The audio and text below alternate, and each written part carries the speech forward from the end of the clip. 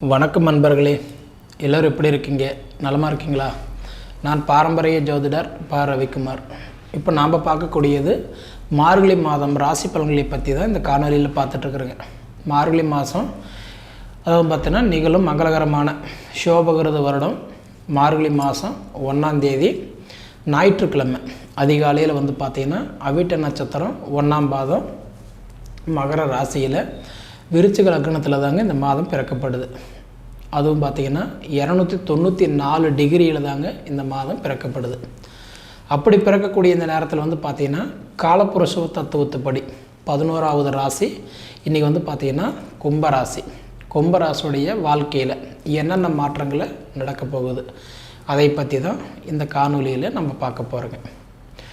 முதலாவதாக வரக்கூடிய நட்சத்திரம் பார்த்திங்க அப்படின்னா செவ்வாய் பகவானுடைய நட்சத்திரமான அவிட்ட நட்சத்திரம் 3ஆம் பாதம் 4ஆம் பாதம். அதன் பிறகு வரக்கூடிய இன்றைக்கி ராகு பகவானுடைய நட்சத்திரமான இன்றைக்கி சதய நட்சத்திரம் 4 பாதங்கள். அதன் பிறகு வரக்கூடிய குரு பகவானுடைய நட்சத்திரமான பூரட்டாதி நட்சத்திரம் 3 பாதங்கள். 1ஆம் பாதம் 2ஆம் பாதம் 3ஆம் பாதம் 3 நட்சத்திரங்கள் 9 பாதங்கள் அடங்கிய மிக ஒரு அருமையான ஒரு ராசி, மிக ஒரு அற்புதமான ராசி இந்த கும்பராசி. இந்த கும்பராசிக்கு இந்த மார்கழி மாதம் என்னென்ன மாற்றங்களை கொடுக்க போகிறாரு அதை பற்றி தான் இந்த காணொலியில் இப்போ நம்ம பார்க்க போகிறோங்க. முதல்ல பார்த்திங்கன்னா இந்த ஒரு மாதத்தில் ஒரு வித்தியாசமாக பிறக்கப்பட்ட மாதம் நம்ம சொல்லலாம். என்னங்க வித்தியாசமான மாதம் அப்படின்னு நம்ம பார்த்தோம்னா கன்னி ராசி முதல் மேச ராசி வரை 8 வீட்லேயுமே இடைவிடாத கிரகங்களோட பிறக்கப்பட்ட மாதம்தான் இந்த மாதம். அப்போ கன்னி ராசியில் கேது பகவான் இருக்கிறாரு, அவர் நட்பில் இருக்கிறாருங்க. அடுத்தபடி துலா ராசியில் சுக்கிர பகவான் இருக்கிறாரு ஆட்சியாக. அதுக்கு அடுத்தபடி பார்த்திங்க அப்படின்னா இன்றைக்கி கரெக்டாக விருச்சிக ராசியில் செவ்வாய் பகவான் ஆட்சியாக இருக்கிறாருங்க. அதுக்கு அடுத்தபடி பார்த்திங்கன்னா தனுசு ராசியில் சூரியனும் புதனும் நட்பில் இருக்கிறாருங்க. அதுக்கு அடுத்தபடி பார்த்திங்க அப்படின்னா இந்த மாதத்தில் அதாவதுன்றது உங்கள் ராசியில் தான் இந்த மாதமே பிறக்கப்பட்டதுனால மகர ராசியில் அதாவதுன்றது சந்திர பகவான் இருக்கிறாருங்க. அடுத்தபடி பார்த்திங்கன்னா கும்பராசி உங்கள் ராசியில் சனி பகவான் ஆட்சியில் இருக்கிறாருங்க. அதுக்கு அடுத்தபடி பார்த்திங்கன்னா மேன ராசியில் ராகு பகவான் இன்றைக்கி பார்த்திங்கன்னா அவர் நட்பில் இருக்கிறாருங்க. அடுத்தபடி பார்த்திங்கன்னா மேச ராசியில் குரு பகவான் பகையாக இருக்கிறாருங்க. அப்போ பொதுவாக சொல்லணும்னா கன்னி, துலாம், விருச்சிகம், தனுசு, மகரம், கும்பம், மீனம், மேசம் இந்த 8 வீட்டில் இடைவிடாத கிரகங்களோட பிறக்கப்பட்ட ஒரு அற்புதமான மாதம்னு சொல்லலாம். இந்த மாதத்தில் ஏன்னா கும்ப ராசியிலையும் ஒரு கிரகங்கள் சனி ஆட்சியாக இருக்கிறார் இல்லைங்களா. அப்படி இந்த பிறக்கப்பட்ட மாதத்தில் பார்த்திங்க அப்படின்னா கும்பராசிக்காரங்களுக்கு ஆல்ரெடி 7.5. இந்த 7.5ன்னு சொல்கிறது இப்போ உங்களுக்கு நடக்கிறது கிட்டத்தட்ட உங்கள் ராசிக்கு 7.5 சனி ஆரம்பித்து 3 வருஷம் ஆகுதுங்க. கும்பராசிக்காரங்களுக்கு பொதுவாக எல்லாத்துக்கும் ஒன்று தான், குழந்தைங்கள்லேருந்து வயசானவங்க வரைக்கும், ஆணிலிருந்து பெண் வரைக்கும் எல்லா கும்பராசிக்காரங்களுக்குமே 7.5 சனி ஆரம்பித்து கிட்டத்தட்ட சொல்லணும் அப்படின்னா ஒரு 3.5 வருஷ காலம் ஆகுதுங்க. இந்த 3 வருஷ காலமாக உங்களுக்கு 7.5 சனி இப்போ நடந்துகிட்டு இருக்குது அப்படின்னா இந்த 7.5 சனியாகப்பட்டது இன்னும் எத்தனை வருஷம் இருக்குது அப்படின்னா இன்னும் கிட்டத்தட்ட 4 வருஷ காலம் உங்களுக்கு 7.5 இருக்குது. அப்போ உங்கள் ராசியில் இப்போ சனி ஆட்சியாக இருக்கும்போது அவர் பார்த்திங்கன்னா இப்போ ஜென்ம சனியாக இருக்கிறார். பழமொழி சொல்லுவாங்க, ஜென்மத்தில் வந்த சனி செருப்பால் அடித்தாலும் போகாதான். அப்போ இந்த ஒரு வருஷமாக சொல்கிறேன்னு தப்பாக நினைக்காதீங்க, பிச்சை ஒன்று எடுக்கலை, அவ்வளோ கஷ்டம். உடல் உபாதிகளை கொடுத்துக்கிட்டு இருக்கிறாரு, அதாவது தொழில் முடக்கத்தை கொடுத்துக்கிட்டு இருக்கிறாரு. ரெண்டாவது கையிலன்றது எவ்வளோ காசு பணம் இருந்தாலும் அழிச்சு விடுவார். அதுக்கு காரணம் சனி பகவான். அதுவும் தன் வீட்டில் சொந்த வீட்டில் அவர் ஆட்சியாக இருக்கிறதுனால தான் ஓரளவுக்கு அது பரவாயில்லன்னு சொல்லலாம். ஆனால் மற்ற வீட்டில் சனி இருந்து பிடிச்சிருந்தாருன்னா ஏகப்பட்ட கஷ்டம். ஏன்னா உங்கள் வீட்டுக்கு அதிபதியே சனி தானே. சனிக்கு சனி பிடிச்சிருக்கிறதுனால ஓரளவுக்கு பரவாயில்லன்னு சொல்லலாம். ஆனால் பொதுவாக நம்ம முன்னே சொன்ன மாதிரி ஜென்மத்தில் வந்த சனி செருப்பால் அடித்தாலும் போகாது. அப்போ ஜென்மத்தில் இருக்கக்கூடிய சனி பகவான் என்ன பண்ணணும், நீங்கள் முடிஞ்ச வரைக்கும் சனி பகவானை வழிபடுறது உங்களுக்கு ரொம்ப நல்லது. திருநள்ளாறு போகிறது நல்லது, சனி பகவான் நவகிரகத்தை சுற்றுறது நல்லது, எள்ளும் சோறு கலந்து காகத்துக்கு வைக்கிறது நல்லது, டெய்லி சாப்பாடு காகத்துக்கு வச்சுட்டு சாப்பிட்றது நல்லது. இது போல் நவகிரக பரிகாரம் செய்துட்டு வந்தீங்கன்னா உங்களுக்கு வர வேண்டிய அந்த கஷ்டத்துலேருந்து ஓரளவுக்கு தப்பிச்சுக்கலாம். ஏன்னா 7.5 இதே முதல் ரவுண்டு 7.5 இருந்தால் ஏகப்பட்ட கஷ்டப்பட்டுருப்பீங்க, பட்டுக்கிட்டு இருக்கிறீங்க. 2வது ரவுண்டாக இருந்தால் பொங்கு சனி, அவங்களுக்கு ஓரளவுக்கு நல்லா இருக்கும். 3வது ரவுண்டாக இருந்தால் மாரக சனி, அதை ஆயில் சனி, கண்டம் சனின்னு சொல்லுவாங்க. கண்டகச்சனி இல்லைங்க, கண்ட சனி எப்படின்னா ஆயில் முடிச்சுட்டு போகிற சனின்னு சொல்லுவாங்க. 3வது ரவுண்டாக இருக்கிறவங்களும் வயசாகிடுவாங்க. அப்போ அவங்களுக்கு ஏதோ ஒரு வகையில் இந்த 7.5 ஒரு பாதிப்பு கொடுப்பாரு. அப்போ அவங்கவுங்களுக்கு எந்தெந்த 7.5 நடக்குது அப்படின்றது அவங்க ஜாதகத்தை பார்த்தா தான் நமக்கு தெரியுங்க. அப்படி இருக்கும்போது இன்றைக்கி இந்த கும்பராசியில் பிறந்தவங்களுக்கு நிச்சயம் திருநள்ளாறு போயிட்டு வந்தால் திருப்பம் நடக்கும். ஏன்னா சனி பிடிச்சா எங்கே போகணும், திருநள்ளாறு போகணும். அது வளர்ப்பிறையிலையா தேய்ப்பிறையிலையா, அப்படி பார்த்தா தேய்ப்பிறையில் தான் போகணுமே தவிர வளர்ப்பிறையில் போகக்கூடாது. வளர்ப்பிறை அப்படின்னா அமாவாசை முடிஞ்சு போகிறது வளர்ப்பிறை, தேய்ப்பிறைன்றது பௌர்ணமி முடிஞ்சு போகிறது, அதாவதுன்றது தேய்ப்பிறை. பௌர்ணமி முடிஞ்சு வெள்ளிக்கிழமை நாள் இங்கிருந்து போய் வெள்ளிக்கிழமை கோயிலில் படுத்திருந்து பிரம்ம முகூர்த்தத்தில் மொத்தத்தில் காலையில் 3 to 6க்குள்ளார குளத்தில் துணி கட்டி குளித்து விட்டுட்டு சனிக்கிழமை விரதம் பிடிச்சிங்கன்னா ஓரளவுக்கு நல்லாயிருக்கும். இதை போக இந்த கும்பராசிக்காரங்களுக்கு இப்போ சனி கட்டன்றது இப்போ கட்டம் ஆட்சியாக இருக்கும்போது உங்கள் 2வது வீட்டில் இருக்கக்கூடிய கேது, அதாவது ராகு பகவான் மேச ராசியிலிருந்து இன்றைக்கி மேன ராசிக்கு வந்த ராகு பகவான் உங்கள் ராசி 2ஆம் இடமா அவர் பார்க்குறாரு. 2ஆம் இடம் என்ன, தனஸ்தானம், குடும்பஸ்தானம், கல்விஸ்தானம். அப்போ கல்வி எப்படி இருக்கும், ஓரளவுக்கு நல்லாயிருக்கும். கும்பராசிக்காரங்களுக்கு படிப்பு இல்லையா, ஓரளவுக்கு படிப்பு நல்லாயிருக்கும். ஏதாவது இதுக்கு முன்னாடி கொஞ்சம் தாமதமாக இருந்தவங்களுக்கு படிப்பு ஓரளவுக்கு நல்லாயிருக்கும். அதே மாதிரி குடும்பத்துக்குள்ளார இதுக்கு முன்னாடி பார்த்தீங்கன்னா சாப்பாடு செய்யும் போது இருக்கிற நிம்மதி சாப்பிடும் போது இல்லை, எந்திரிக்கும் போது இருக்கிற நிம்மதி படுக்கும்போது இல்லை, கோயில் உலகத்துக்கு போகலன்னா போக முடியல, நல்ல நாள் கண்டதான் வீட்டில் சண்டை, காசு பணம் இல்லைன்னா கூட நிம்மதியாக இருந்திருப்பீங்க, காசு பணம் இருந்தால் தான் பல கஷ்டம் பல துன்பம். இப்படி இருந்து கஷ்டப்பட்டவங்களுக்கு எல்லாத்துக்குமே பார்த்தீங்க அப்படின்னா நான் முன்ன சொன்ன மாதிரி திருநள்ளாறு போயிட்டு வந்தால் கொஞ்சம் திருப்பம் நடக்கும். உங்கள் ஜாதகத்தில் சுய ஜாதகம் எப்படி இருக்கிறாரு அப்படின்றது ஒரு தடவை நீங்கள் பார்த்துக்கிடுங்க.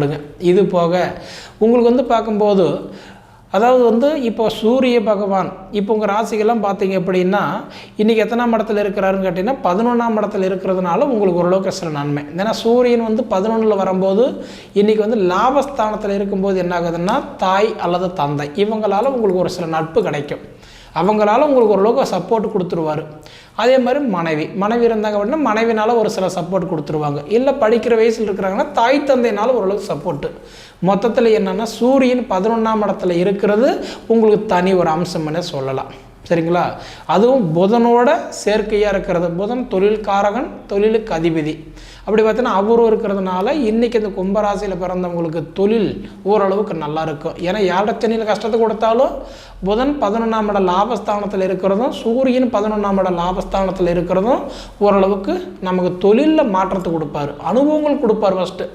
ஏன்னா இதுக்கு முன்னாடி தொழிலெல்லாம் பார்த்தீங்கன்னா நான் இருக்கிறேன், பார்த்துக்கிறேன், நான் இருந்து செஞ்சுக்கிறேன், நான் உங்களுக்கு சப்போர்ட் பண்ணுறேன்னு சொன்னவங்க யாரும் உங்களுக்கு உதவி பண்ணலை.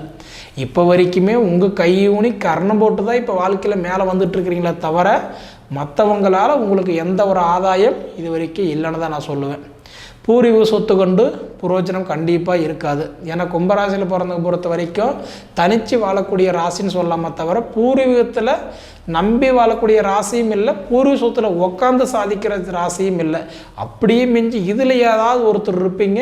ஆனால் மெயினாக சுய உழைப்பில் சாதிக்கிறவங்க தான் அதிகமாக இருப்பாங்க இந்த கும்பராசியில் பிறந்தவங்க. இது போக உங்களுக்கு பார்த்தீங்க அப்படின்னா உங்களுக்கு 1ஆம் பாவகத்துக்கும் 12ஆம் பாவகத்துக்கும் அதிபதினு சொல்லக்கூடிய ஒரு சனி 1ல் அவர் ஆட்சியாக இருக்கும்போது, அதாவது ஜென்மச்சனி இது முடிகிற வரைக்கும் கொஞ்சம் சிரமம்தான். அதாவது சிரமம்னா ஒரு பிரச்சனை போனால் ஒரு பிரச்சனை வரும், கொஞ்சம் ஜாக்கிரதையாக இருக்கணும். முடிஞ்ச வரைக்கும் நீர், நெருப்பு, எண்ணெய், தண்ணி, வண்டி, வாகனம் குடுக்கல் வாங்கல், காசு பணம், இதில் கொஞ்சம் எச்சரிக்கையாக ஜாக்கிரதையாக இருக்கிறது கும்பராசிக்காரங்களுக்கு ரொம்ப நல்லதுங்க. இதை போக பார்த்தீங்கன்னா 2ஆம் பாவகத்துக்கும் 11ஆம் பாவகத்துக்கும் அதிபதினு சொல்லக்கூடிய ஒரு குரு பகவான் அவர் 3ஆம் இடத்துலையே பார்த்தீங்கன்னா சகோதரஸ்தானம் தைரியஸ்தானத்தில் இருக்கிறதுனால கண்டிப்பாக உங்களுக்கு என்ன அப்படின்னா வீட்டில் இருக்கிறவங்க ஆனால் ஒரு சில நேரத்தில் உங்களுக்கு சில சங்கட செலுப்போடு முடித்தாலும் ஒரு சில நேரத்தில் சில ஆதாயங்களும் பண்ணக்கூடிய ஒரு நேரத்தில் தான் இப்போ இருக்கிறீங்க.